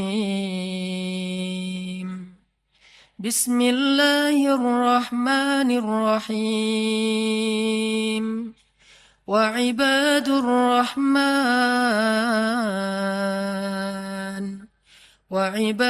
rahman alladhina yamshuna 'alal ardi hauna wa idza khatabahumul jahiluna qalu salama. Sadaqallahul azim. Di antara ciri hamba Allah yang dicintai oleh Allah yang Maha Rahman adalah yamshuna 'alal ardi hauna. Orang yang berjalan di muka bumi dalam keadaan haunan atau hayyinan. Haunan atau hayyinan, para ulama menerjemahkan adalah orang yang memiliki sifat tawadhu, rendah hati. Dan sifat rendah hati ini adalah sifat dasarnya seorang hamba. Bahkan kalau kita memberi judul terhadap ayat yang pertama turun kepada Nabi SAW, maka ayat yang pertama turun kepada Nabi itu ada 2 judul atau 2 tema besar. Tema yang pertama adalah tentang kebesaran Allah, dan tema yang kedua adalah tentang kehinaan seorang hamba. Itulah ayat yang pertama turun kepada Nabi. Iqra bismi rabbikal ladzi khalaq. Ini ayat tentang kebesaran Allah. Khalaqal insan min 'alaq. Ini tentang kerendahan makhluk. Atau Iqra wa rabbukal akram. Allah yang maha mulia. Alladzi 'allama bil qalam. Yang maha tahu segala sesuatu dan mengajarkan ilmu kepada manusia. 'Allamal insan ma lam ya'lam. Mengajarkan kepada manusia apa yang sama sekali mereka tidak tahu. Jadi kalau kita mau ngasih judul terhadap ayat atau wahyu yang pertama turun kepada Nabi SAW, ternyata yang berhubungan dengan makhluk, ayat yang pertama turun itu adalah ayat tentang tawadhu, ayat tentang rendah hati. Rendah diri bahkan di hadapan Allah dan rendah hati di hadapan makhluk. Karena ini adalah sifat dasarnya seorang hamba. Tidak mungkin disebut hamba ketika dia meninggikan diri, menganggap dirinya mulia, menganggap dirinya di atas, menganggap dirinya tinggi. Karena dasarnya seorang hamba itu adalah rendah. Sehingga ketika seorang hamba meletakkan dirinya pada status yang Allah telah tempatkan dia, baru Allah akan memuliakan dia. Tidaklah seseorang bersedekah kecuali hartanya akan bertambah, dan tidaklah seseorang merendahkan dirinya kecuali Allah akan mengangkat derajatnya. Tapi sebaliknya, ketika seorang hamba menempatkan dirinya di posisi yang lebih tinggi, maka Allah akan menjatuhkan dia sebagaimana Allah menjatuhkan iblis. Ana khairum min, saya lebih baik daripada dia, kata iblis. Maka sejak saat itu iblis diusir dari surga dan dikutuk untuk selama-lamanya. Sifat rendah hati bahkan rendah diri di hadapan Allah Subhanahu wa taala adalah identitas aslinya makhluk. Identitas aslinya hamba, dan inilah ciri hamba yang dicintai Allah Subhanahu wa taala. Hayyin. Kalau kita belajar kepada Rasulullah Shallallahu alaihi wasallam, di antara contoh-contoh bagaimana Nabi menunjukkan hayyinan, sifat tawadhu, rendah hatinya beliau kepada sesama, adalah kisah ketika Nabi Shallallahu alaihi wasallam duduk di antara sahabat-sahabat Ahlu Sufah. Ahlu Sufah itu adalah istilah untuk segolongan sahabat yang miskin, yang mereka makan roti dari bahan yang kasar. Rotinya itu kasar dan keras, sehingga kalau ingin dimakan, roti itu harus direndam dulu dengan air baru bisa dimakan. Saking kasar dan kerasnya roti ini. Dan dalam bahasa Arab, ini diistilahkan dengan qadid. Ketika Nabi duduk di antara para sahabat miskin, lalu mereka menghidangkan roti-roti yang keras di hadapan Nabi, lalu mereka merasa tidak enak hati karena malu kepada Rasulullah, menganggap Rasulullah tidak pantas makan roti seperti yang mereka makan. Apa kata Nabi? Sesungguhnya saya adalah anak seorang perempuan yang biasa makan qadid. Sesungguhnya saya adalah anak seorang perempuan yang biasa makan qadid. Nabi ingin menempatkan dirinya sama dengan yang lain, sehingga yang lain tidak merasa canggung kepada beliau. Dan beliau mengatakan, saya sudah biasa makan makanan seperti ini dari dulu juga. Jadi kita sama. Akhirnya para sahabat merasa nyaman makan bersama Rasulullah SAW. Ini namanya hayyin. Tidak mencari perbedaan, tidak menganggap dirinya tidak pantas atau tidak level dengan orang lain, tetapi justru merendahkan diri sehingga menjadi sama dengan orang lain. Bahkan dalam riwayat yang lain yang mungkin ceritanya juga cukup terkenal, walaupun ulama memberikan judul yang berbeda-beda terhadap kisah ini, adalah kisah ketika Nabi bertemu dengan sekelompok penggembala ternak. Dan di Arab pada masa itu, yang menggembala ternak rata-rata bukan menggembala ternak pribadinya, bukan miliknya. Biasanya milik orang kaya digembalai oleh orang-orang miskin. Sama kayak Nabi dulu pernah menggembala ternak-ternak orang Mekah, bukan ternak beliau sendiri. Ketika Nabi duduk di antara para penggembala, maka Nabi menyampaikan, tidaklah Allah mengutus seorang Nabi, kecuali mereka pernah menggembala ternak. Kenapa Nabi mengatakan ini? Mungkin ada ulama yang memberi judul hadis ini dengan judul tentang karakter building, tentang leadership. Tetapi jangan lupa bahwa angle lain dari kisah ini adalah sesungguhnya Nabi mencari persamaan antara beliau dengan orang di sekelilingnya. Bahwa beliau mengatakan, tidaklah Allah mengutus seorang Nabi kecuali pernah menggembala ternak. Seolah-olah menggembala ternak itu adalah pekerjaan yang mulia. Dan membuat mereka tidak pesimis, tidak rendah diri di hadapan Nabi SAW. Ini adalah cara-cara cerdas Nabi SAW dalam menyampaikan akhlak, menunjukkan akhlak hayyin, rendah hati di antara para sahabat. Banyak lagi hadis-hadis yang luar biasa, kisah-kisah bagaimana Nabi rendah hati di antara orang lain, di antara para sahabat. Bahkan ketika Nabi SAW berbicara dengan anak kecil, maka Nabi akan jongkok supaya setara ukuran tubuh beliau dengan tubuh anak kecil. Tidak berbicara seolah-olah beliau adalah seorang atasan kepada anak kecil yang bekerja di rumah beliau seperti Anas bin Malik.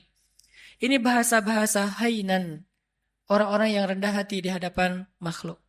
Dan Allah Subhanahu wa taala seringkali mengingatkan manusia tentang sifat rendah hati dengan cara menyebutkan asal muasal penciptaan manusia. Hampir semua ayat tentang penciptaan manusia ada pesan moral tentang hainan, rendah hati di dalamnya. Tidakkah kalian perhatikan dari apa kalian diciptakan?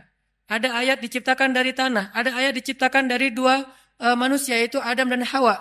Ada ayat yang diciptakan dari setetes air yang hina. Ada ayat yang diciptakan dari segumpal darah. Intinya adalah kalian harus tahu diri bahwa kalian sebetulnya bukan siapa-siapa. Allah lah yang telah memberikan kepada kalian kehormatan dan kemuliaan. Intinya adalah rendah hati.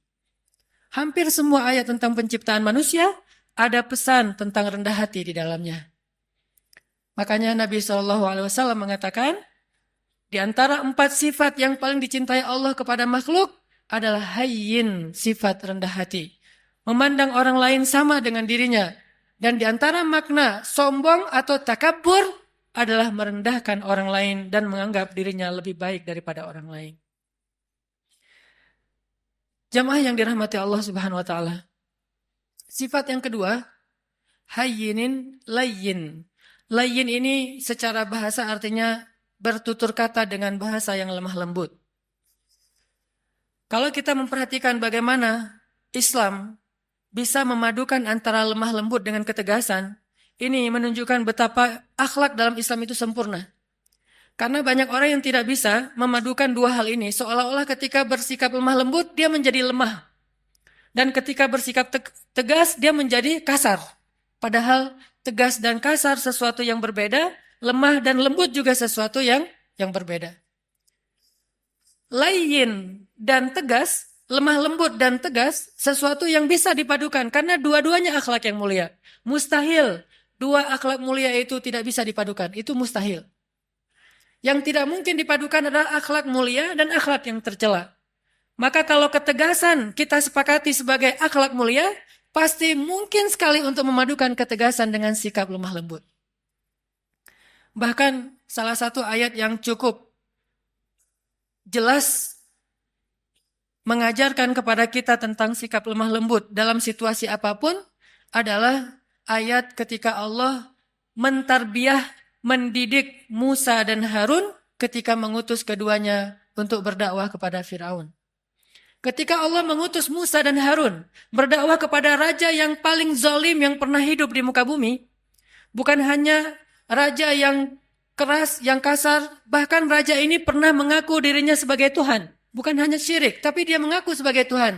Dia mengatakan, Ana Rabbukumul A'la. Saya adalah Tuhan kalian yang paling tinggi.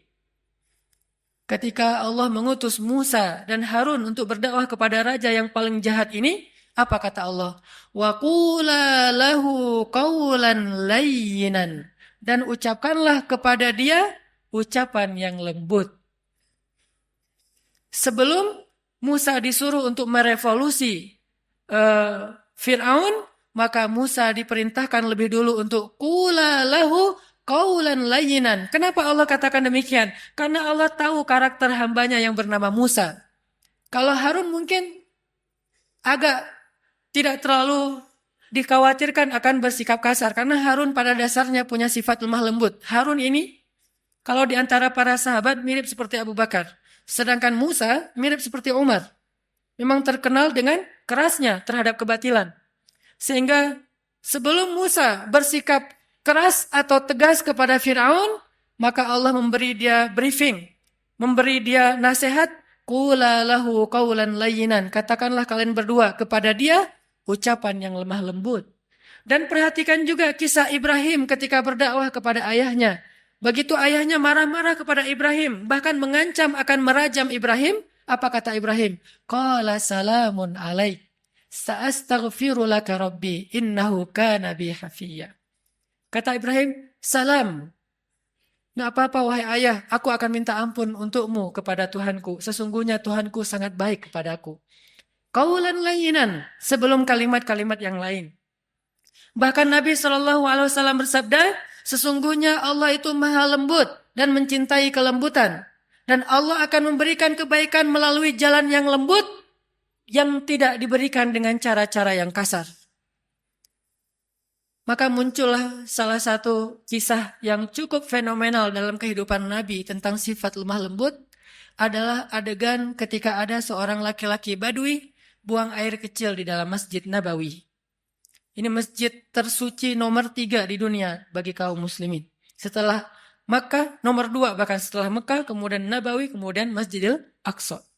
Ada orang Badui, dan orang Badui ini dalam istilah Arab disebut A'rabi, orang yang tidak berpendidikan baik, orang yang belum paham Islam, bahkan belum masuk Islam. Dia ngelihat ada kayak tembok gitu, dia buang air kecil di situ. Lalu para sahabat berdiri ingin memarahi dia. Nabi mengatakan, tunggu, biarkan dia, jangan sakiti dia. Karena kalau dia ditahan atau dicegah, itu akan menyakiti dia, udah terlanjur. Maka biarkan dia, jangan sakiti dia. Setelah dia selesai dengan hajatnya, maka Nabi kemudian ingin mengambil air, tetapi para sahabat mendahului beliau dan membersihkan kotoran laki-laki tadi. Setelah selesai, Nabi memanggil dia, lalu mengajak dia berbicara baik-baik.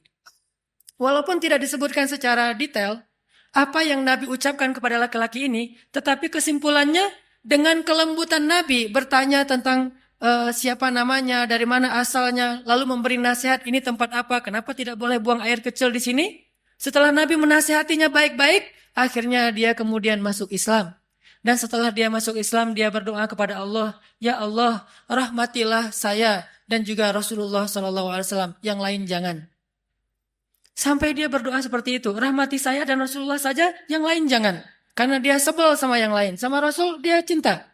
Kemudian Nabi tersenyum dan mengatakan, kalau berdoa jangan berdoa seperti itu, doakanlah kebaikan buat semuanya. Baru dia katakan, ya Allah rahmati saya, rahmati Rasulullah, rahmati kami semuanya. Sikap lemah lembut. Termasuk juga ada seorang laki-laki di zaman Nabi yang seringkali merencanakan untuk membunuh Nabi SAW. Sampai suatu ketika dia berhasil ditangkap oleh para sahabat, dibawa ke Madinah. Sampai di Madinah, Nabi menyuruh sahabat untuk mengikat dia di salah satu tiang masjid. Jadi dulu masjid juga berfungsi sebagai penjara darurat. Dia diikat di tiang masjid. Setiap kali Nabi datang ke masjid, Nabi tersenyum kepada dia dan bertanya, bagaimana kabarmu? Awalnya dia marah. Udah tahu diikat, nanya kabar. Terus Nabi datang lagi, dia ditanya, gimana kabarmu hari ini? Gimana kabarmu hari ini? Terus Nabi bertanya. Intinya Nabi menyapa dia, walaupun dia musuh.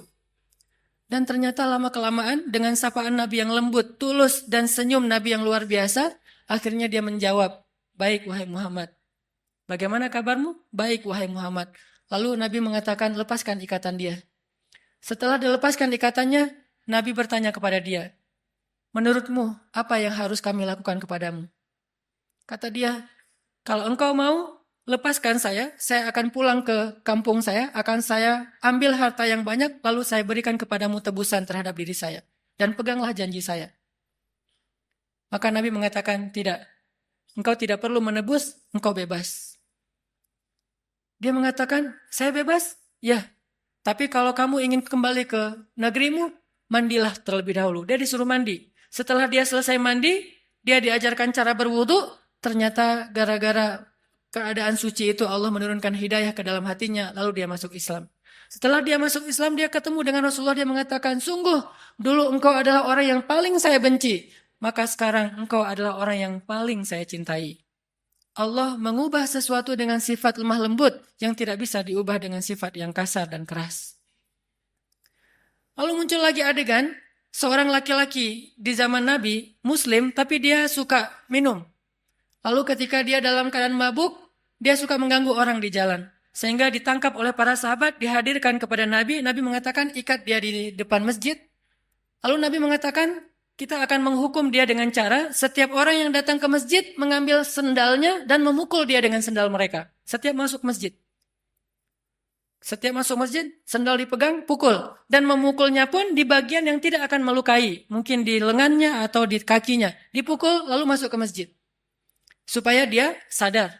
Lalu tiba-tiba ada seorang laki-laki, sahabat, memukulnya sambil mencela dengan mengatakan, celaka kamu. Maka Nabi SAW mengatakan, jangan begitu. Janganlah engkau membantu syaitan untuk mencelakakan saudaramu. Tegas, tetapi tetap menjaga kehormatannya. Sampai Nabi bersabda, kalau kita baca kitab Riyadhus Shalihin, ada bab yang khusus masalah ini. Nabi bersabda, jika budak perempuan kalian berzina, maka cambuklah dia, tetapi jangan mencela dia. Kalau dia berzina untuk kedua kalinya, cambuklah dia, tetapi jangan mencela dia. Kalau dia berzina lagi untuk ketiga kalinya, maka juallah dia walau dengan harga seutas tali yang murah, tetapi jangan mencela dia. Dalam Islam tidak ada ruang untuk mencela siapapun. Tetapi hukum, hak agama untuk ditegakkan. Sedangkan celaan bukan bagian dari agama. Ini sikap lemah lembutnya Islam tanpa kehilangan ketegasannya. Kemudian Nabi juga mengatakan tentang bagaimana seorang suami kepada istri. Istausu bin nisa'i khairan, fa innal mar'ata khuliqat min dhila, wa inna a'wajad dhila a'lah. Perlakukanlah istri kalian dengan lemah lembut, dengan baik. Karena sesungguhnya perempuan itu tercipta dari tulang rusuk. Dan tulang rusuk yang paling bengkok itu yang atasnya.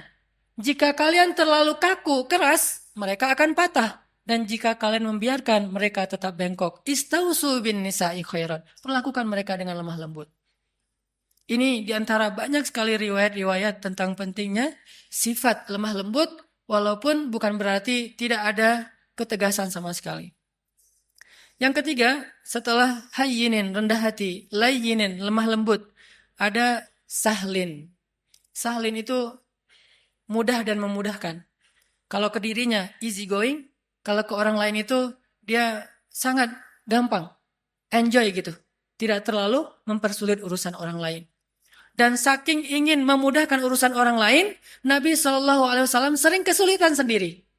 Saking ingin memudahkan urusan orang lain, sampai beliau sering kesulitan sendiri.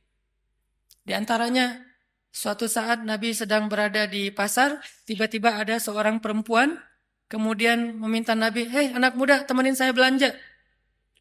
Nggak tahu kalau itu Rasulullah. Ditemenin sama Nabi, angkat barang-barangnya, sampai selesai semuanya, kemudian diantarkan ke rumahnya, sehingga Nabi jadi tidak menyelesaikan hajatnya sendiri, demi memudahkan urusan orang lain. Karena Allah berfirman, siapa yang memudahkan urusan saudaranya di dunia, maka Allah mudahkan urusan-urusan dia nanti di akhirat.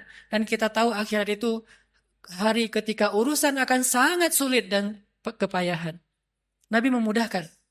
Bahkan dalam sebuah riwayat yang juga cukup terkenal, suatu pagi Nabi SAW lapar, kemudian beliau datang ke dapur istrinya, membuka-buka, kalau bahasa kita mungkin membuka panci gitu, ingin mencari makanan apa di dapur.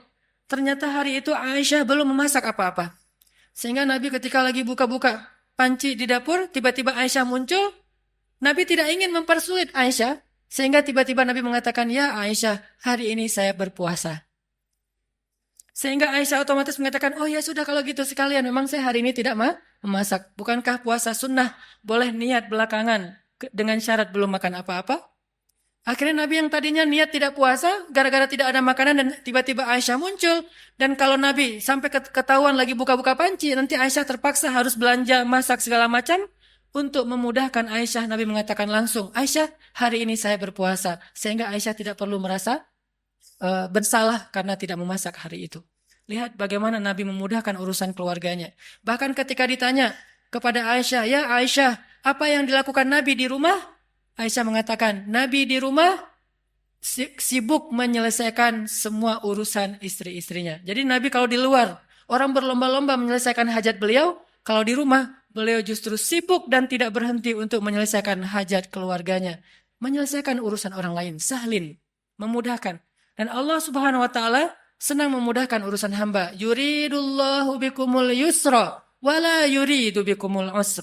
Allah ingin memudahkan kalian dan tidak ingin mempersulit kalian. Lalu siapa kita yang ingin mempersulit urusan orang lain? Bahkan Allah saja ingin memudahkan urusan kita. Yang terakhir, jamaah yang dirahmati Allah, sifat yang dicintai Allah dari seorang hamba adalah qaribin. Qaribin ini lalu menjadi bahasa Indonesia karib, artinya dekat. Akrab, tidak jaim. Orangnya itu mudah untuk bergaul. Baru kenal dengan dia langsung akrab. Dan juga bukan berarti dia terlalu sok akrab atau caper dan seterusnya, tetapi mudah bergaul dengan dia. Tidak ada jarak, tidak membuat orang sungkan. Rasulullah SAW ketemu dengan siapapun, orang itu akan mudah curhat kepada beliau. Bahkan seorang perempuan yang baru kenal beliau, dengan nyaman curhat kepada beliau. Datang seorang perempuan mengatakan, "Ya Rasulullah, bukankah Allah la yastahi minal haq?" Allah tidak malu kalau kita ngomong tentang suatu kebenaran? Kata Nabi, "Ya, memangnya ada apa?" Kata dia, "Ya Rasulullah, bagaimana cara membersihkan haid?" Seorang perempuan nyaman bertanya itu kepada Rasulullah. Dan pasti tidak akan nyaman bertanya itu kepada yang lain. Bagaimana cara membersihkan haid? Nabi mengatakan, "Ya dibersihkan." Kata dia, "Ya tapi bagaimana?" Kata Nabi, "Ya dibersihkan." Kata dia, "Ya tapi bagaimana ya Rasul?" Akhirnya Aisyah yang mendengar pertanyaan ini memegang tangannya, membawa dia masuk ke dalam dan dijelaskan secara lebih jelas, lebih detail, karena Nabi tidak mungkin menjelaskan itu kepada yang bukan mahramnya. Tapi intinya di sini betapa seorang perempuan merasa nyaman untuk curhat, menanyakan perihalnya kepada Rasulullah, termasuk sampai turun ayat curhat di dalam Al-Quran. Tahukah kita surat curhat di dalam Al-Quran? Surat curhat itu namanya Al-Mujadalah atau Al-Mujadilah. Kalau kita baca Al-Mujadilah artinya curhat. Kalau kita baca Al-Mujadilah artinya perempuan yang sedang curhat. Sampai turun ayat tentang curhat, seorang perempuan datang kepada Rasulullah dan menanyakan perihal masalah keluarganya kepada Rasulullah SAW. Dan tidak ada orang yang datang kepada Nabi dalam keadaan kecewa. Maka jamaah yang dirahmati Allah Subhanahu wa taala, tunjukkan 4 sifat ini dalam kehidupan sehari-hari kita. Mulai dari keluarga, tetangga, siapapun, bahkan orang yang kadang kita tidak kenal di jalan. Bukankah dengan tersenyum kita bisa mencairkan suasana? Bukankah dengan sedikit mengalah itu tidak akan merugikan kita? Kita adalah muslim. Dan sebagai muslim, kita punya tanggung jawab untuk memperlihatkan bahwa Islam itu agama yang indah, agama yang terbaik. Jangan sampai agama Islam ini dicela justru karena akhlak kita yang tidak baik. Berarti kita telah mencoleng agama kita sendiri. Barakallahu li walakum.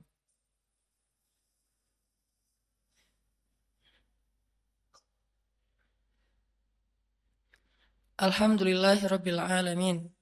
Asyhadu an la ilaha illallah wa asyhadu anna Muhammadar Rasulullah. Allahumma salli wa sallim wa barik ala sayyidina wa habibina wa maulana Muhammadin wa ala alihi wa sahbihi ajma'in.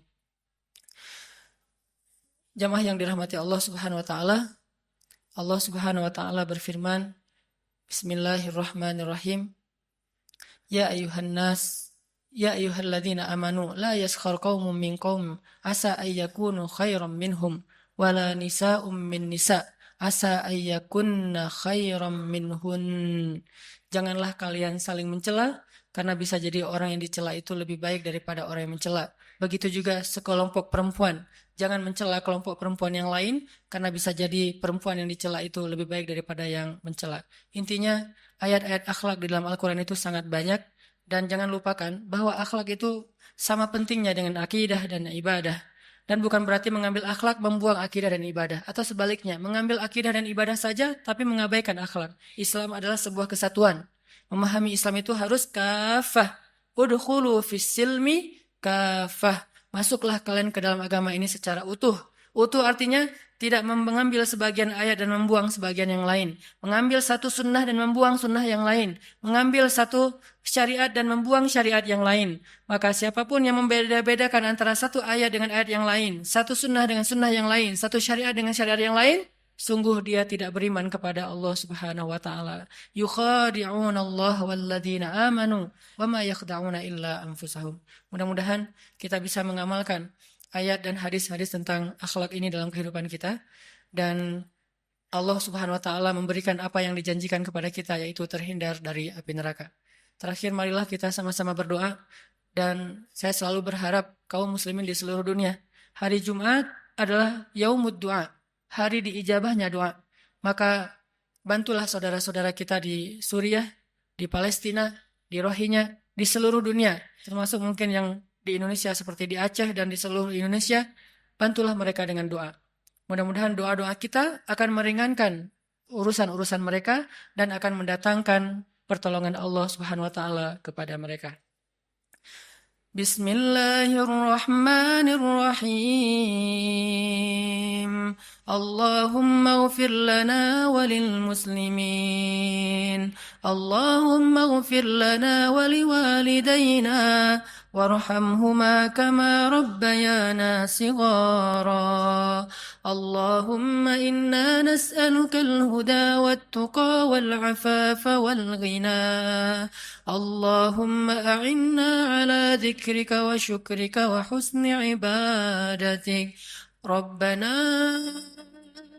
آتنا من لدنك رحمة وهيئ لنا من أمرنا رشدا واجعل لنا من كل ضيق مخرجا ومن كل هم فرجا ومن كل عسر يسرا.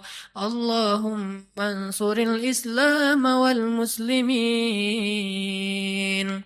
اللهم انصر المسلمين في فلسطين اللهم انصر المسلمين في سوريا اللهم انصر المسلمين في العراق اللهم انصر المسلمين المستضعفين المظلومين في رهينة اللهم انصر دعوتنا يا الله اللهم اشف صدور المسلمين يا الله اللهم اجعل بلدنا هذا إندونيسيا بلدا آمنا بلدا آمنا بلدا آمنا وارزق أهله من الثمرات من آمن منهم يا رزاق ربنا هب لنا من أزواجنا وذرياتنا قرة أعين واجعلنا للمتقين إماما. Ya Allah, ya Arhamar Rahimin, ampunkanlah dosa-dosa kami ya Allah, maafkanlah kesalahan kami ya Allah. Ya Arhamar Rahimin, anugerahkanlah kepada bangsa kami ini pemimpin-pemimpin yang taat kepadamu dan adil kepada manusia. Berilah petunjuk-Mu kepada pemimpin-pemimpin kami dan bimbinglah ulama-ulama kami. Berilah hidayah-Mu kepada pemuda-pemuda Islam di Indonesia dan bangkitkanlah Islam di tangan-tangan para pemudanya. Berikanlah kepada kami keluarga-keluarga yang menjadi penyejuk mata kami dan jadikanlah kami imam dalam ketakwaan. Ya Arhamar Rahimin, bantulah saudara-saudara kami di seluruh dunia, saudara-saudara kami di Palestina, di Suriah, di Irak, di Myanmar, di Yaman, di Mesir, dan di seluruh dunia ya Allah. Bantulah saudara-saudara kami di Nanggro Aceh Darussalam dan kuatkanlah kesabaran mereka. Hindarkanlah negeri ini dari malapetaka dan musibah-musibah yang akan mengambil dan menyakiti urusan dan menyulitkan urusan kaum muslimin. Ya Arhamar Rahimin, satukanlah barisan kaum muslimin, satukanlah hati kaum muslimin. Engkaulah yang menggenggam hati hamba-Mu. Tidak ada daya dan upaya kecuali dengan kebesaran-Mu ya Allah. Ya Arhamar Rahimin, jadikanlah kami termasuk di antara orang-orang yang menolong agama-Mu. Jangan Engkau biarkan kami menjadi orang yang hanya duduk berpangku tangan dan membiarkan agama-Mu dalam keadaan terlunta-lunta. Ya Arhamar Rahimin, selamatkanlah kami di dunia dan di akhirat. Jauhkan kami dari azab kubur. Berikanlah kepada kami husnul khatimah. Rabbana atina fid dunya hasanah wa fil akhirati hasanah wa qina adzabannar. Qulu qauli hadza wastaghfirullah li wa lakum innahu huwal ghafurur rahim. Benar kan kata Allah, kalau mereka fuqara, yughnihimullah, maka Allah akan memberikan kekayaan untuk mereka atau kecukupan. Jadi obat hati itu adalah yakin kepada Allah. Dan cara yakin kepada Allah, baca firman-firman Allah Subhanahu wa taala. Allah berjanji di dalam banyak ayat untuk bisa menjadi iman, menambah faith, menambah keyakinan di dalam hati kita. Tinggal kita baca aja. Banyak banget ayat-ayat kayak gitu. Jadi begitu kita galau tentang gimana nanti nih, apa yang harus saya kasih, gimana menafkahi, baca nih ayat. Gitu juga kalau misalnya kita cari kerjaan atau cari nafkah. Allah Subhanahu wa taala juga memberikan kita banyak sekali ayat-ayat yang menjadi janji dari Allah bahwa siapa yang yakin kepada Allah, pasti Allah Subhanahu wa taala akan menjaganya. Itu banyak banget ayat kayak gitu. Salah satunya teman-teman bisa baca minimal banget teman-teman bisa baca di surat Hud ayat 6. Coba baca surat Hud, surat 11 ayat 6. Ini juga ayat untuk ngecas iman kita. Apa kata Allah di ayat 6 surat Hud? Bismillahirrahmanirrahim. Wa ma min dabbatin fil ardi illa 'ala Allahi rizquha wa ya'lamu mustaqarraha wa mustawda'aha kullun fi kitabim mubin. Gak ada satupun hewan yang melata di muka bumi illa 'alallahi rizquha, kecuali Allah yang menjamin rezeki bagi mereka. Terus kenapa kita khawatir? Kenapa kita galau? Kan Allah yang menjamin, dan jaminan Allah itu sebaik-baik jaminan dijamin oleh perusahaan asuransi atau finance. Itu aja kita udah yakin gimana dijamin oleh Allah Subhanahu wa taala. Kayak ada orang yang ngambil asuransi kesehatan, dia nggak khawatir dengan sakit. Ada orang yang mengambil asuransi kendaraan, dia nggak khawatir kelecet atau terjadi kecelakaan, dirampok atau dicuri kendaraannya. Ada yang total loss only misalnya atau all risk, dia nggak khawatir. Kenapa? Ada yang menjamin. Ada orang yang mengambil asuransi pendidikan, dia nggak khawatir dengan harga pendidikan yang semakin mahal karena ada jaminan. Kalau kita masih sering ragu dan sering khawatir dengan hidup kita, berarti kita nggak yakin dengan jaminan Allah Subhanahu wa taala. Makin kita yakin dengan jaminan Allah, makin hilang rasa khawatir dalam hidup kita. Tenang ajalah, ada Allah. Ketika kita ada masalah sedikit, kita tinggal klaim. Dan mengklaim asuransi Allah itu lebih gampang daripada ngeklaim asuransi manusia. Ngeklaim asuransi manusia tetap aja ada biayanya. Tapi ngeklaim kepada Allah itu nggak ada biayanya, nggak perlu pakai nomor antri, nggak perlu jauh-jauh keluar dari rumah. Kita tinggal mengangkat kedua tangan kita mengatakan, Ilahi, Rabbi, saya ada masalah nih. Tetapi Engkau Maha Besar. Dan setelah itu, hati kita akan langsung tenang. Ini teman-teman. Di antara obat terhadap semua penyakit hati itu adalah belajar yakin kepada Allah Subhanahu wa taala. Teman-teman bisa baca juga nanti surat Al-Mulk. Ini surat yang benar-benar nge-booster hati kita. Jadi sesi pertama ini saya pengen sharing. Ternyata kalau kita pengen menghilangkan semua penyakit hati kita, mulailah dari belajar iman, belajar yakin kepada Allah Subhanahu wa taala. Kalau kita pengen belajar menjadi orang yang menjalani hidup itu penuh dengan keyakinan, penuh dengan harapan, orangnya optimis, caranya belajar yakin kepada Allah Subhanahu wa taala. Dan salah satu cara belajar yakin kepada Allah, baca ayat-ayat Allah. Terutama ayat-ayat booster tentang kebesaran Allah Subhanahu wa taala. Inna fi khalqis samawat, dalam penciptaan langit. Bukan cuma di langit, tapi penciptaannya, prosesnya. Inna fi khalqis samawati wal ardi wa ikhtilafil lail واختلاف الليل والنهار لآيات لأولي الألباب. Langit, bumi, silih bergantinya malam dan siang atau musim, di situ ada bukti-bukti bahwa Allah Maha Kuasa. Kalau itu aja buat Allah gampang, cuma kun fayakun, apalagi cuma ngurus kita yang cuma kecil dibandingkan langit dan bumi. Kita itu dibandingkan langit dan bumi, gak ada apa-apanya. Kalau langit dan bumi aja buat Allah nggak ada apa-apanya lagi, apalagi kita. Jadi intinya teman-teman, kenapa kita khawatir kalau Allah menjamin kehidupan kita? Kenapa kita khawatir kalau Allah berjanji menolong kita? Kenapa kita khawatir kalau Allah Subhanahu wa taala tidak akan menyia-nyiakan kebaikan kita?